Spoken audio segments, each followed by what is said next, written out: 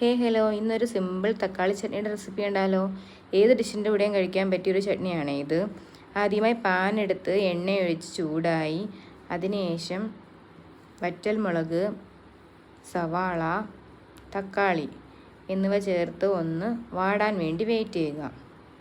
വാടി വരുമ്പോഴേക്കും അതിലേക്ക് മഞ്ഞൾപ്പൊടി, ഉപ്പ്, ലേശം മുളക് പൊടി എന്നിവ ചേർത്ത് നന്നായി വാട്ടിയെടുക്കുക.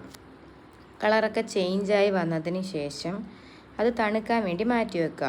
അതിനുശേഷം തണുപ്പൊക്കെ ആയതിനു ശേഷം മിക്സിയിലേക്ക് മാറ്റി പുതിനയില പിന്നെ മല്ലിയില 2 ഇലകളും ചേർത്ത് നന്നായി അരച്ച് ചേർക്കുക. വേണമെന്നുള്ളവർക്ക് തേങ്ങ ചേർക്കാവേ. ഞാനിവിടെ തേങ്ങ ചേർത്തിട്ടില്ല. തേങ്ങ ചേർത്താൽ കുറച്ചുകൂടി ടേസ്റ്റ് കിട്ടും.